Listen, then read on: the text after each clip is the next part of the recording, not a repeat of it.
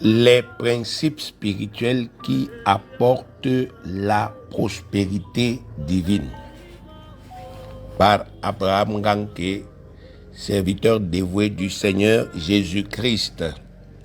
Premier principe, commencez par croire sans douter que la parole de Dieu est parfaitement intègre. Commencez par croire sans douter que la parole de Dieu est parfaitement intègre. Deuxième partie, les attributs de la parole de Dieu. Les attributs de la parole de Dieu. Bien-aimés, nous avons vu en détail que la condition pour que quelqu'un puisse décider de mettre sa confiance en Dieu et en sa parole, c'est que cette personne soit pleinement convaincue que la parole de Dieu est intègre. C'est-à-dire que la parole de Dieu est droite. La parole de Dieu est juste. La parole de Dieu n'a pas d'erreur. La parole de Dieu n'est pas corrompue. La parole de Dieu n'est pas mensongère. Elle n'est pas trompeuse. Quand quelqu'un est convaincu que Dieu est intègre et la parole de Dieu est intègre, alors il peut naturellement mettre sa confiance dans les principes que cette parole enseigne. Donc quand les hommes d'affaires veulent investir dans un pays, ils s'assurent d'abord que les conditions pour que leur investissement puisse prospérer sont déjà réunies. Donc ils se renseignent. Et puis quand ils sont convaincus que les conditions sont rassemblées pour que leur investissement soit sécurisé et que ça puisse prospérer, que toutes ces conditions sont réunies, alors ils s'en vont investir. Donc c'est aussi comme ça que les enfants de Dieu doivent fonctionner.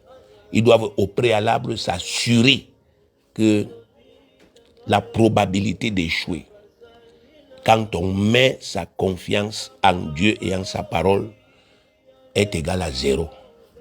Les enfants de Dieu doivent être sûrs à 7000% que, en décidant de s'appuyer sur la parole de Dieu, sur les principes de Dieu, on ne va pas échouer, on va réussir, quelle que soit la situation dans laquelle on peut se trouver. Et c'est fort de cette conviction-là qu'ils doivent donc décider de s'attacher à cette parole. Quelqu'un qui vient seulement dans l'église, il vient faire la parole comme quelqu'un qui vient essayer, bien aimé, il ne peut pas faire long feu. Si les situations se compliquent, il va abandonner la foi. Mais quelqu'un qui est pleinement convaincu, bien aimé, va persévérer, même si ça se complique, il va persévérer et au bout, il aura la victoire. Donc les premiers témoins, n'est-ce pas, effectivement, que nous avons cités en introduction, c'était des gens qui étaient pleinement convaincus que la parole de Dieu est entièrement fiable. Et on avait vu qu'ils étaient convaincus parce qu'ils connaissaient les attributs de la parole de Dieu. On a cité l'exemple du jeune Joseph et on a montré que Joseph avait les moyens de voler Potiphar et de rentrer retrouver son père à Canaan. Mais il ne l'a pas fait. Parce que c'était pas ça que la parole avait dit dans sa vie. La parole n'avait pas dit tu vas voler ton maître et tu vas rentrer chez ton père. La parole n'a pas dit ça. La parole avait dit qu'il va régner. Et la parole n'avait pas dit il va régner par sa force. Il va régner en volant. C'est pour cela que même comme la situation ne faisait qu'empirer, il n'a pas volé son maître. Il n'est pas, n'est-ce pas, allé à l'encontre des principes de la parole de Dieu. Il est resté fidèle aux principes que son père lui avait enseignés et au temps marqué, une porte s'est ouverte et il est devenu un roi dans un pays hostile. De la même manière, on a vu que même David aussi, il avait la possibilité de tuer le roi Saül à maintes reprises et de prendre la place de roi parce qu'il avait déjà été oint. Mais il ne l'a jamais fait. Il a refusé de verser le sang de l'oint de Dieu parce que la Bible dit qu'on ne touche pas les oints de Dieu. S'il ne croyait pas que la promesse de Dieu faisant de lui le roi allait se réaliser, il allait utiliser d'autres moyens, mais parce qu'il croyait en la fiabilité, en l'authenticité de cette parole, il n'est pas allé à gauche ou bien à droite. Chaque fois que quelqu'un est pleinement convaincu de la fiabilité de la parole, bien aimé, il ne va aller ni à gauche ni à droite. Mais quand les gens doutent, même s'ils sont à l'église, le moment venu, ils vont s'écarter des lois, ils vont s'écarter des principes. Donc il est important que vous soyez d'abord convaincus. Et pour être convaincu, vous devez connaître les attributs de la parole de Dieu. On vous a dit qu'un attribut, c'est un pouvoir inhérent. Un pouvoir inhérent, une puissance, une faculté, une propriété propre à la parole de Dieu. Donc la parole de Dieu que vous voyez là, la parole a un pouvoir qui est inhérent en elle. La parole de Dieu, elle a un pouvoir qui est inhérent en elle. Et on a vu que le premier pouvoir que la parole de Dieu possédait par elle-même, c'était la vérité. La parole de Dieu est la vérité absolue, c'est le premier attribut. C'est-à-dire que quand, n'est-ce pas, effectivement, vous décidez d'étudier la parole, la première chose que vous devez mettre dans vos têtes, c'est que la parole de Dieu est la vérité absolue. Jean 17, 17, sanctifie-les par ta vérité, ta parole est la vérité. Donc la vérité absolue, bien aimé, c'est la norme absolue que Dieu a établie dans sa parole pour chacun de nous. La norme que Dieu a établie dans sa parole pour chacun de nous. La vérité absolue, c'est les normes absolues que Dieu a établies dans sa parole pour chaque être humain en général et pour chaque croyant né de nouveau en particulier. Les normes que Dieu a établies dans sa parole. Ces normes-là, c'est comme des lumières qui viennent éclairer les intelligences des gens, qui viennent dire aux gens, voici ce que Dieu dit à ton sujet.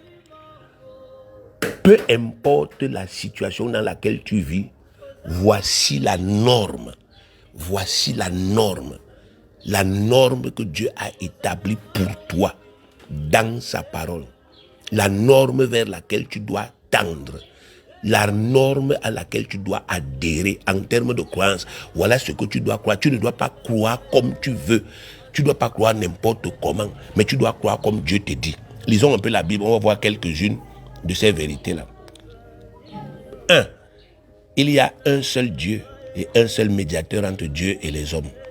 1 Timothée 2, 5, il est écrit, car il y a un seul Dieu et aussi un seul médiateur entre Dieu et les hommes, Jésus-Christ homme.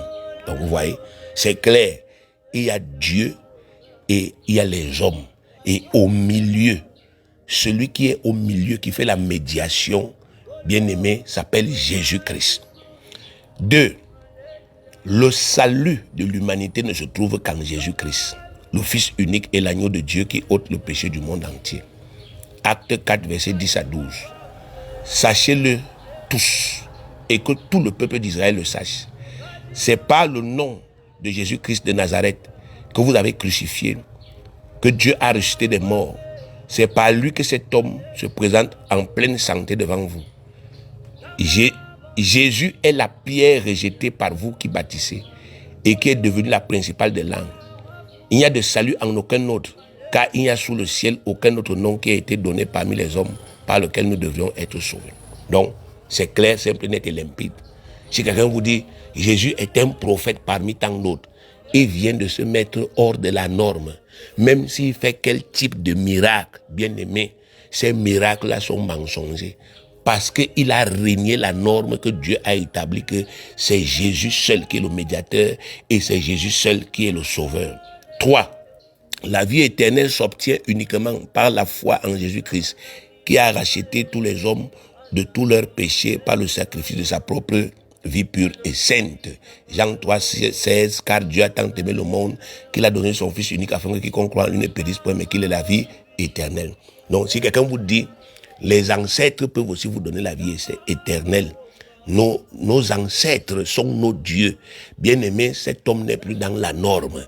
Si quelqu'un vous dit, n'est-ce pas, effectivement, les marabouts peuvent nous donner la vie éternelle. Cet homme n'est plus dans la norme, il est déjà dans la contrefaçon. Vous voyez bien, mais c'est cette lumière-là qui nous permet d'éviter de nous retrouver, même dans les fausses églises. Vous ne pouvez pas discerner une fausse église d'une vraie église en vous basant sur les miracles. Parce que, bien aimé, les miracles, bien aimés, ne viennent pas tous de Dieu. Mais vous ne pouvez pas le discerner. Il y a par exemple des églises où on va vous montrer un homme qui fait pousser une grossesse dans le ventre d'une femme. Instantanément, la grossesse pousse, ça atteint 5 mois. Et il y a une bande de gens à côté qui va commencer à acclamer en disant « ça c'est Dieu ». Bien aimé, ce n'est pas Dieu. Si tu connais la norme de Dieu, si tu connais la norme de Dieu sur la grossesse, tu sais que Dieu a dit que la grossesse doit faire 9 mois. Il a dit ça. Même Jésus a fait 9 mois dans le ventre. Même les grossesses qui viennent de Dieu ont fait 9 mois. C'est Dieu qui a donné, n'est-ce pas, effectivement, l'enfant à Abraham. Donc Isaac là, c'est Dieu qui a donné. Mais Isaac a fait 9 mois dans le ventre. C'est Dieu qui a donné le prophète Samuel là. C'est Dieu qui a donné l'enfant à Anne. Mais l'enfant là a fait 9 mois dans le ventre. C'est Dieu qui a donné l'enfant à Zacharie, c'est-à-dire Jean-Baptiste. Mais Jean-Baptiste a fait 9 mois dans le ventre. C'est Dieu qui a donné l'enfant à Marie. Marie, la mère de Jésus. C'est lui-même qui a conçu. Les autres là, c'était les hommes. Mais lui-même, il a conçu Jésus. La grossesse que lui-même a conçue, ça aussi fait 9 mois. Donc, quand tu connais cette norme-là, et tu arrives maintenant dans une église où quelqu'un donne une grossesse instantanément et ça fait 5 mois, tu prends tes pieds, tu sors. Parce que tu viens de comprendre que c'est un miracle, mais ce n'est pas un miracle qui est dans la norme, qui est selon la norme. Donc, c'est un faux miracle. Un miracle qui vient d'un démon pour séduire les gens. Donc vous voyez, la vérité, le fait de connaître les normes, le fait de connaître la vérité, ça nous affranchit. C'est Jean chapitre 8, au verset 31 au verset 32. Jean chapitre 8, verset 31 à 32, il est écrit, Jésus a dit aux Juifs qui avaient cru en lui, si vous demeurez dans ma parole, vous êtes vraiment mes disciples, vous connaîtrez la vérité et la vérité vous affranchira. Donc, en demeurant dans la vérité, vous demeurez dans la norme. Dans l'église, vous devez connaître les normes. Qu'est-ce que Dieu a prévu, bien aimé, pour chacun d'entre nous dans l'église? Est-ce que Dieu a prévu que certains vont être riches et d'autres vont être pauvres? Est-ce que Dieu a prévu que certains, n'est-ce pas, effectivement, vont réussir, d'autres vont échouer? Vous devez connaître la norme. Quand vous lisez la parole de Dieu, vous voyez les normes à l'intérieur. Lisons, n'est-ce pas, effectivement, à propos de la prospérité. 4. La prospérité à tous égards et la bonne santé sont la norme et le désir ardent de Dieu pour tous les hommes qui croient en Jésus-Christ. 3 Jean 2. Bien-aimé, je souhaite que tu prospères à tous égards et sois en bonne santé comme prospère l'état de ton âme. Bien-aimé, je souhaite que tu prospères à tous égards et sois en bonne santé comme prospère l'état de ton âme. Donc, quand vous connaissez cette norme, vous ne pouvez plus vous imaginer que Dieu ne souhaite pas que vous prospériez. Vous savez que Dieu veut que je prospère. Dieu désire que je prospère, que je réussisse. Donc, Dieu ne peut pas donc s'opposer à moi si je commence à prier pour prospérer, si je commence à travailler pour prospérer, si je commence à travailler pour réussir. Dieu ne peut pas s'opposer parce que je suis dans la norme. 5. Tous ceux qui croient en Jésus-Christ depuis la Pentecôte naissent de nouveau et sont automatiquement scellés du Saint-Esprit. Éphésiens 1:13. En lui, c'est en Jésus, vous aussi, après avoir entendu la parole de la vérité, l'évangile de votre salut, en lui, vous avez cru et vous avez été scellés du Saint-Esprit qui avait été promis. Donc, on dit ici que, bien aimé, dès que vous confessez Jésus actuellement, si vous naissez de nouveau et vous recevez le Saint-Esprit. Bon, si vous connaissez ça, bon, expliquez-moi comment est-ce que vous pouvez encore accepter d'être dans une église là où on vous demande d'invoquer le Saint-Esprit pour qu'il descende du ciel et qu'il vienne entrer en vous. Si vous connaissez la norme actuelle dans l'époque de la grâce, c'est que si tu confesses de ta bouche le Seigneur Jésus, et si tu crois dans ton cœur que Dieu l'a ressuscité d'entre les morts, tu es sauvé, tu es scellé du Saint-Esprit. Le Saint-Esprit vient en toi, tu nais de nouveau. Si tu connais ça, mais bien aimé, tu ne peux plus accepter de prier les prières que les gens prient partout là. Saint-Esprit descend, Saint-Esprit descend, Saint-Esprit descend. Tu ne peux plus faire ce genre de prière parce que la norme, c'est que quand tu confesses Jésus, Tu n'as pas besoin de lui dire de descendre. Lui-même, il vient entrer en toi et il scelle ta confession, faisant de toi un enfant de Dieu. Donc vous voyez, bien aimé, que le fait de connaître la vérité absolue, bien aimé, ça nous épargne, hein, ça nous prémunit, n'est-ce pas, effectivement, de tomber dans les pièges du diable, dans les mensonges du diable.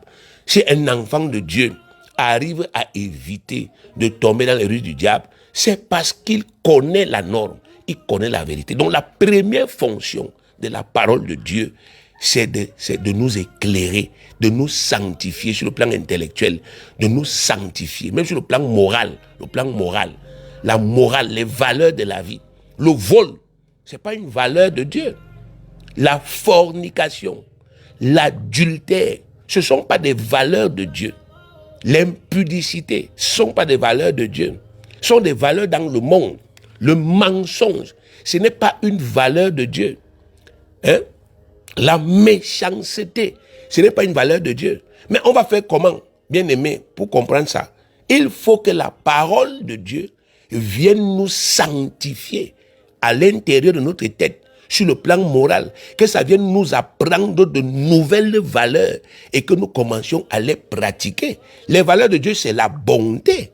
Voilà les valeurs de Dieu. La bonté, l'amour, l'amitié, la loyauté. Bien aimé, c'est ça les choses de Dieu. La charité. Donc, quand, n'est-ce pas, effectivement, nous commençons à laisser que la parole entre à nous, la parole nous inspire tout ça. C'est pour ça que hier, quelqu'un était, je ne sais pas quoi, un monnain, mais après avoir reçu la parole à l'intérieur, il y a une transformation. Bien aimé, il devient comme Dieu, il devient comme Jésus. Parce qu'il commence à développer l'intelligence du Seigneur, il commence à développer la moralité du Seigneur, et on dit qu'il s'est converti. Donc voilà la première fonction de la parole de Dieu. Alors, le deuxième attribut, c'est, bien aimé, la puissance omnipotente de Dieu. La parole de Dieu est aussi puissante que Dieu lui-même. La parole de Dieu est aussi puissante que Dieu lui-même. Nous avons vu que la puissance, c'est la capacité de provoquer surnaturellement des choses, la force de dominer surnaturellement, l'autorité de commander surnaturellement, le pouvoir de régner surnaturellement.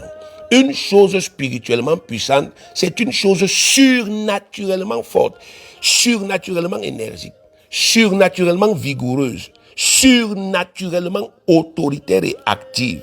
Bien aimé, ce que la Bible affirme à propos de la parole de Dieu. Jean 6,63 dit, c'est l'esprit qui vivifie, la chair ne sert de rien. Les paroles que je vous ai dites sont esprit et vie. Les paroles que je vous ai dites sont esprit et vie. Nous avons vu que la parole de Dieu est composée des lois. Les lois, entre autres, il n'y a pas seulement les lois, mais il y a des lois ou encore des principes de vie. Alors, quand on dit que la parole de Dieu est omnipotente, elle est aussi puissante que Dieu lui-même. C'est une manière de dire que les lois que vous négligez là, qui sont dans la parole là, par exemple, je prends la loi de donner. C'est Luc 6,38. Jésus-Christ dit, donnez et il vous sera donné. Il dit, on versera dans votre sein. On versera dans votre sein une bonne mesure serait secouée qui déborde. Car on vous mesurera de la mesure dont vous serez servi. Donc Jésus-Christ, le Fils de Dieu, dit qu'il y a une loi qui concerne l'argent. Et la loi là, c'est que tu donnes et il te sera donné. Donc si tu veux, n'est-ce pas, accéder aux richesses que Dieu a sur la terre, si tu veux accéder aux bénédictions financières que Dieu a sur la terre, aux ressources que Dieu a sur la terre, tu dois t'engager à le servir sur la terre. Et 2, tu dois pratiquer la loi de donner. Tu dois payer la dîme. Tu dois donner les prémices. Après les prémices, là, tu dois commencer à payer ta dîme. Et tu dois répondre constamment aux sollicitations de Dieu. Lorsque Dieu dit, j'ai besoin de ceci, et que tu as entendu, tu dois apporter ta contribution. La Bible dit que cette loi-là, elle contient à l'intérieur la puissance de Dieu, la même puissance que Dieu lui-même. Elle a le pouvoir d'apporter dans ta vie l'argent dont tu as besoin, comme Dieu lui-même a ce pouvoir-là. Donc en pratiquant cette loi-là, tu déclenches le pouvoir de Dieu qui n'est-ce pas, connecte souvent les gens à l'argent, connecte souvent les gens à la bénédiction, simplement en pratiquant cette loi-là.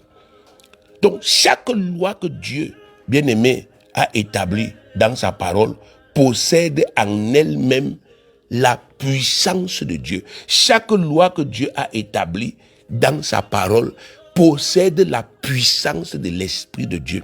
Donc, la loi de l'imposition des mains que Jésus-Christ a énoncé dans Marc chapitre 16, verset 17, en disant, n'est-ce pas, au verset 18, ils imposeront les mains aux malades et les malades seront guéris. Cette loi-là, elle a le même pouvoir que Dieu. Donc, si tu pratiques cette loi, quelle que soit la maladie, bien-aimé, la guérison escomptée va se manifester. Le vrai problème, c'est que les gens ont souvent peur. Ils ont peur et ils banalisent, ils négligent. Ils se disent que c'est trop simple. C'est trop simple. C'est vraiment trop simple. Bien-aimé, Dieu est le Dieu de la simplicité. C'est écrit dans la Bible que l'amour de Dieu consiste à garder ses commandements et ses commandements ne sont pas pénibles. Ce sont les lois du diable qui sont pénibles. Les lois de Dieu ne sont pas pénibles. Elles sont simples et elles possèdent le pouvoir de Dieu. Donc, chaque promesse de Dieu qu'il y a dans la Bible possède le pouvoir de s'accomplir. Que si tu pratiques ça, ça va s'accomplir. Donc, ça suppose qu'il n'y a personne sur la terre, aucun esprit, aucun diable, aucun sorcier qui peut vraiment t'empêcher d'être béni. Parce que quand tu pratiques les lois, tu déclenches par la même occasion la puissance du Saint-Esprit. Tu déclenches la puissance. Donc le Saint-Esprit de Dieu se manifeste, n'est-ce pas, effectivement, et il se déclenche. Et c'est lui maintenant qui accomplit dans ta vie, n'est-ce pas, les paroles, n'est-ce pas, effectivement, que tu as cru. Donc la parole de Dieu est indissociablement liée à son Saint-Esprit. C'est pourquoi cette parole apporte toujours dans les vies des croyants des résultats dépassant toute mesure. La parole de Dieu guérit toutes les maladies. Psaume 107, verset 20. Psaume 107, verset 20, il a envoyé sa parole et les guérit. Il les fit échapper de la fosse. La parole de Dieu restaure. Elle restaure, c'est-à-dire elle répare l'âme humaine de la corruption causée par le péché. Et elle communique la sagesse divine. Psaume 19, verset 8. La loi de l'Éternel est parfaite, elle restaure l'âme. Le témoignage de l'Éternel est véritable, il rend sage l'ignorant. La parole de Dieu chasse les démons, elle chasse les démons. Matthieu 8, 16 dit, le soir on emmenait auprès de Jésus plusieurs démoniaques. Il chassa les esprits par sa parole et il guérit tous les malades. La parole de Dieu est créatrice, c'est-à-dire elle crée. Hébreux 13, 3 dit, c'est par la foi que nous reconnaissons que le monde a été formé par la parole de Dieu, en sorte que ce qu'on voit n'a pas été fait des choses visibles. En gros, bien-aimé, Dieu a conféré à sa parole toute sa puissance spirituelle illimitée. En sorte que chaque fois que vous croyez cette parole, sans douter, et que vous la pratiquez rigoureusement, vous déclenchez toute la puissance illimitée de Dieu et vous obtenez des résultats dépassant l'entendement humain. La parole de Dieu possède réellement en elle toute la puissance illimitée du Créateur. C'est vous qui devez le savoir. Ceux qui vous ont précédé dans la foi le savaient, bien-aimés. C'est pourquoi ils y ont cru. Vous aussi, vous devez le savoir et le croire sans douter. Et chaque fois que vous la pratiquerez rigoureusement, vous obtiendrez des résultats grandioses, car Dieu ne fait point de favoritisme. Si donc, vous êtes déjà pleinement convaincu à ce sujet, bien-aimé, commencez dès à présent à professer de votre bouche ce que cette parole déclare à votre sujet sans douter. Dites chaque jour de votre bouche ce que la parole de Dieu dit de vous. Dites que vous êtes ce que Dieu dit que vous êtes. Dites que vous avez ce que Dieu dit que vous avez, même si vous ne voyez rien encore. Et dites que vous pouvez ce que Dieu dit que vous pouvez. Vous serez étonné par les résultats que cet exercice produira dans votre vie. Parce que la parole de Dieu est omnipotente, elle est aussi puissante que Dieu lui-même. Troisième attribut, la parole de Dieu s'accomplit toujours exactement. La parole de Dieu s'accomplit toujours Exactement, c'est-à-dire elle se réalise. Vous savez, la parole de Dieu est la seule parole qui a le pouvoir de se réaliser, de devenir une réalité exacte. Plusieurs personnes se prétendant pourtant chrétiennes n'arrivent cependant pas à faire entièrement confiance aux promesses contenues dans la parole de Dieu parce qu'elles craignent d'être déçues. Ça, c'est le propre des gens. Les gens disent je suis chrétien, mais de l'autre côté, ils ne font pas confiance à la parole parce qu'ils ont peur d'être déçus. Ces gens se disent tout au fond d'eux-mêmes, et si en m'abandonnant entièrement à la parole de Dieu, comme on m'enseigne à le faire, j'étais alors finalement déçu.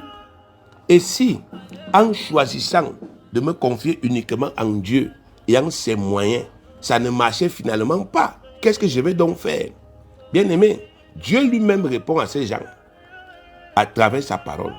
Il dit dans Ésaïe 55, verset 10 à 11, « Comme la pluie et la neige descendent des cieux et n'y retournent pas, sans avoir arrosé, fécondé la terre et fait germer les plantes, sans avoir donné de la sémence au semeur et du pain à celui qui mange.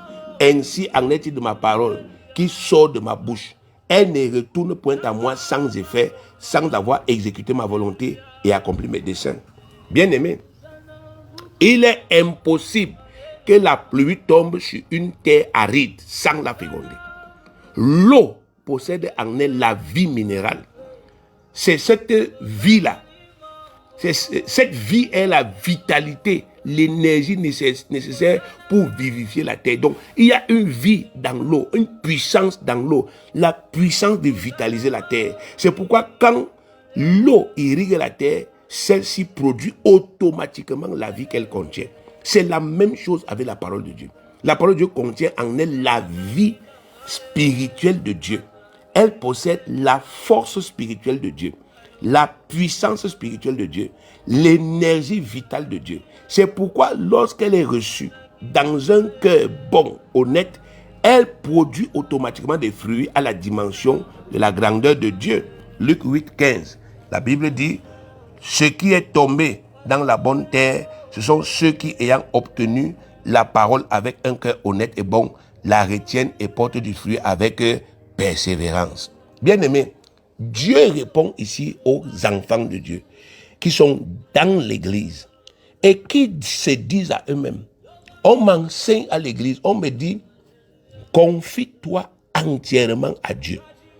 On dit à quelqu'un, par exemple, que si Dieu t'a appelé à le servir à plein temps, abandonne tout ce que tu fais, va te concentrer pour apprendre ton ministère et pour le servir. Ne te soucie pas de ce que tu vas manger. Ne te soucie pas où tu vas dormir. Ne te soucie pas comment tu vas avoir l'argent. La personne a dit, oui, c'est vrai. Dieu m'a appelé à plein temps. Et elle-même commence encore à se dire, bon, si je dis que je m'en vais alors là-bas et que finalement je ne vais pas être déçu, je vais alors vivre comment? Donc la personne là émet des doutes par rapport à la parole de Dieu, par rapport à la capacité de Dieu, la capacité de Dieu à prendre soin d'elle, à s'occuper d'elle, à nourrir cette personne. Il y en a à qui on dit, abandonne les relations que tu as déjà initiées dans le monde avec les hommes ou bien avec les femmes, parce que ce n'est pas la volonté de Dieu. Et attends-toi à Dieu, attache-toi au Seigneur Jésus et il va te donner le mari ou bien la femme. Et il y a d'autres qui se disent en eux-mêmes que bon, si aujourd'hui j'accepte ça et que finalement rien ne se passe, je vais alors faire comment? Il y a d'autres bien-aimés à qui le Seigneur dit, écoute, le peu que tu as aujourd'hui, qui ne suffit même pas pour réaliser tes projets, sème ça, comme n'est-ce pas effectivement cette veuve de Sarepta avait sémé son dernier repas. Sème ça avec bon cœur, va déposer ça dans le panier, va donner ça à l'église, afin que ça puisse contribuer au fonctionnement de ma maison. Moi, je vais te bénir ensuite.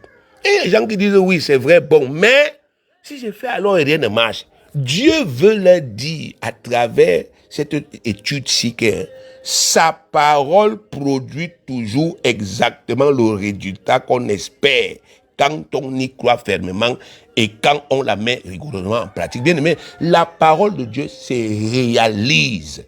Elle se réalise exactement telle qu'elle est énoncée là. Telle qu'elle est énoncée. Elle se réalise. C'est pour cela, notamment, bien aimé, que depuis que j'ai commencé ce ministère, je n'accepte pas l'à peu près. Je refuse l'à peu près. Parce que, bien aimé, Dieu n'est pas le Dieu de l'à peu près. Quand Dieu dit qu'il te délivre, mon frère, tu es endetté. Non seulement il paye toutes tes dettes, mais en plus, il te donne encore en abondance pour que tu commences à vivre sans plus t'endetter. C'est ce que je lis dans la Bible. Quand nous lisons 2 Rois, chapitre 4, du verset 1 jusqu'au verset 7, on voit cette femme qui s'en va voir Élisée. Elle dit à Élisée que je suis endetté. Mon mari était un serviteur de Dieu. Et le créancier est venu me donner les ultimatums. Que si je ne paye pas, il va revenir, on va prendre mes enfants, on va les vendre. Et Dieu fait un miracle à travers Élisée. Et le miracle a permis à la femme de payer toutes les dettes et, bien aimé, de rester avec de l'abondance pour continuer à vivre. Pourquoi? Mais parce que son mari était un serviteur de Dieu. Les serviteurs de Dieu, bien aimés, ils engrangent des salaires. Dieu doit l'argent à chaque serviteur. Dieu qui est au ciel est redevable à chaque serviteur de Dieu qui le sert sur la terre. La Bible dit que l'ouvrier mérite son salaire. Tout homme qui sert Dieu mérite son salaire. Donc, s'il meurt sans toucher ça, et que sa femme revendique, on paye, bien aimé. Le Dieu la paye ça. Donc, il faut que vous compreniez ça aujourd'hui, bien aimé, que les lois de Dieu se réalisent exactement. La parole de Dieu s'accomplit exactement. Les promesses de Dieu s'accomplissent exactement. Ce que Dieu dit, ça se réalise exactement. Genèse 1, verset 3. Dieu dit que la lumière soit et la lumière fut. Dieu est celui qui dit et la chose arrive. Il ordonne et elle existe. Il ne peut pas ordonner à la lumière d'être et la lumière refuse de paraître. Il ne peut pas ordonner à votre délivrance de paraître et votre délivrance lui dit non. Cessez de vous tromper vous-même par des faux raisonnements qui pour la plupart émanent de vos échecs, qui émanent des critiques de la société ou bien des expériences négatives que vous avez connues.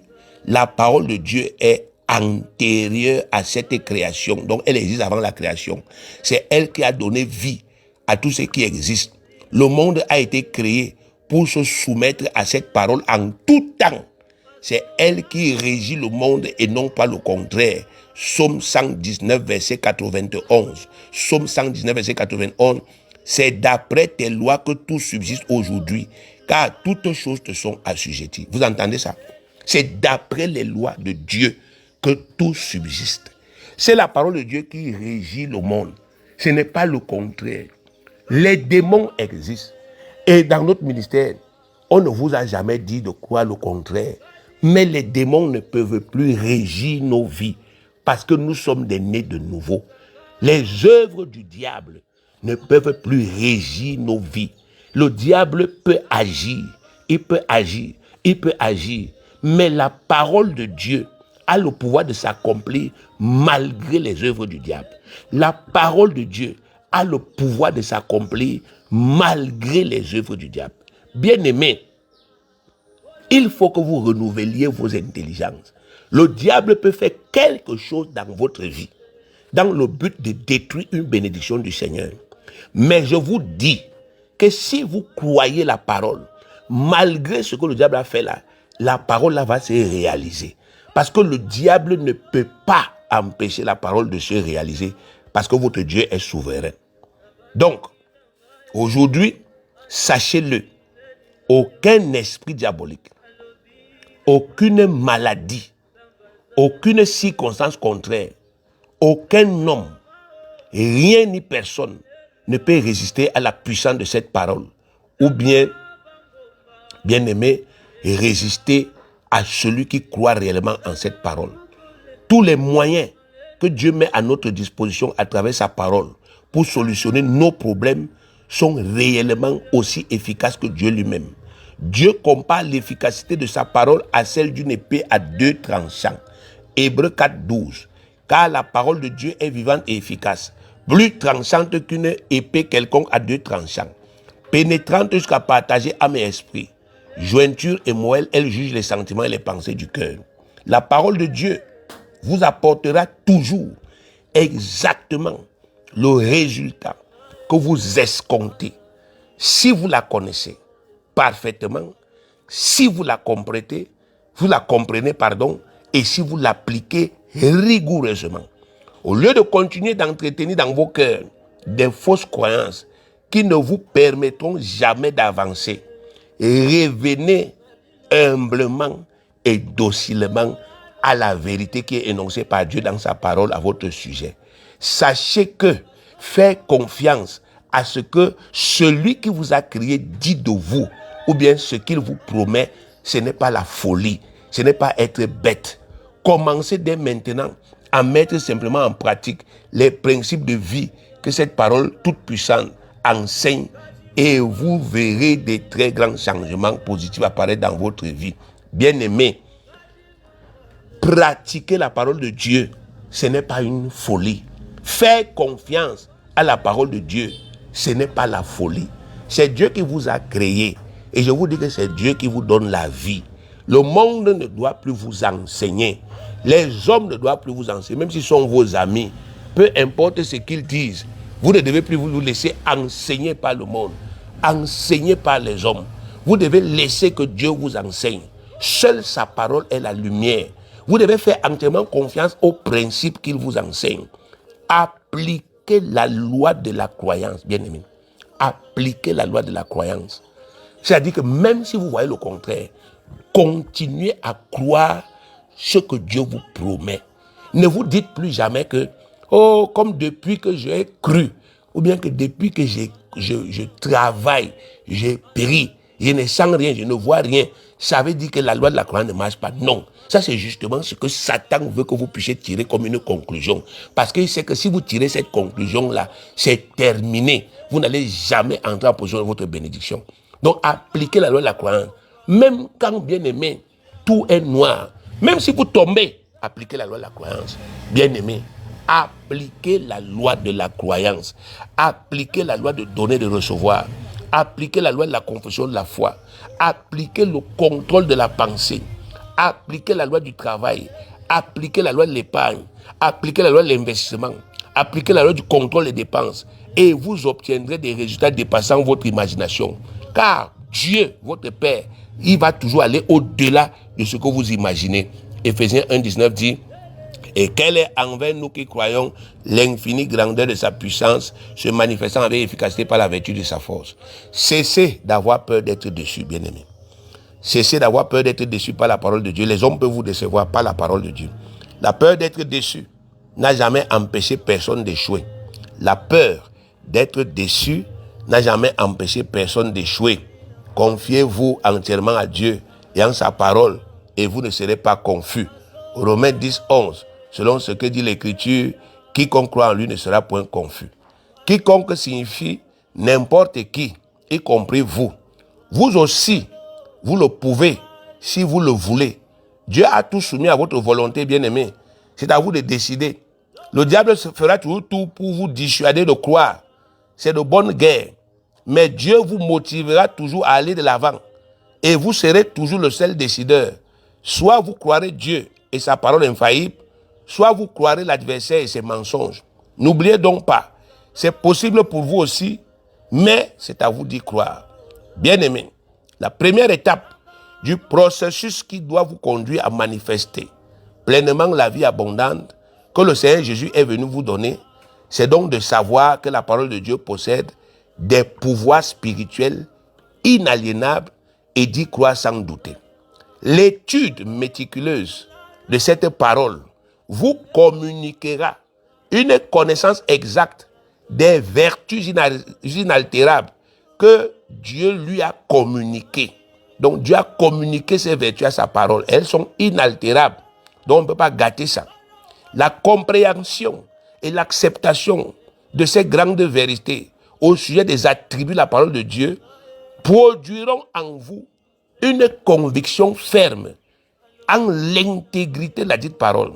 Cette ferme conviction vous incitera chaque jour à vous confier entièrement en cette parole sans aucune crainte, même quand les choses sont contraires. Et cette confiance que vous manifesterez envers la parole de Dieu le poussera à déployer toute sa puissance illimitée en votre faveur pour changer vos réalités négatives en bénédiction. Marc 11, versets 22 à 24, Jésus prit la parole et leur dit, ayez foi en Dieu. Je vous le dis en vérité. Si quelqu'un dit à cette montagne, ôte-toi de là et jette-toi dans la mer, et s'il ne doute point en son cœur, mais croit que ce qu'il y arrive, il le verra s'accomplir. C'est pourquoi je vous dis, tout ce que vous demanderez en priant, croyez que vous l'avez reçu et vous le verrez s'accomplir. C'est donc à vous, bien-aimés, qu'il appartient d'initier le processus, la démarche qui va vous conduire à cette pleine conviction. Vous devez méditer constamment tout ce qui vous est enseigné au sujet des attributs immuables de la parole de Dieu, jusqu'à ce que vous parveniez à une pleine compréhension à ce sujet. Vous devez ensuite commencer à confesser continuellement dans votre vie ces vérités que vous avez apprises et auxquelles vous avez adhéré, même si tout ce qui vous entoure est négatif, même si tout ce qui vous entoure est défavorable ou bien contraire. La conviction qui naîtra en vous grâce à ce travail mental vous permettra de tenir ferme même dans les mauvais jours, exactement comme ce fut le cas de tous ceux dont nous avons partagé les témoignages en introduction. Vous aurez une force mentale à l'épreuve de toutes les attaques de l'adversaire et vous serez rempli d'assurance pour poursuivre votre marche avec Dieu malgré toutes les difficultés que vous pourrez rencontrer jusqu'à l'obtention de votre bénédiction. Josué 1, verset 8, que ce livre de la loi ne s'éloigne point de ta bouche. Que ce livre de la loi ne s'éloigne point de ta bouche. Médite-le jour et nuit pour agir fidèlement selon tout ce qui est écrit. Car c'est alors que tu auras du succès dans tes entreprises, c'est alors que tu réussiras. La parole de Dieu est intègre. La parole de Dieu est sans tache. Elle est sans erreur. Elle est parfaite. Elle est complète. Croyez-le sans douter et vous aurez fait le premier pas vers la manifestation de la prospérité que Dieu a rendue disponible par son Fils, le Seigneur Jésus-Christ, notre Rédempteur. Soyez bénis au nom de Jésus-Christ.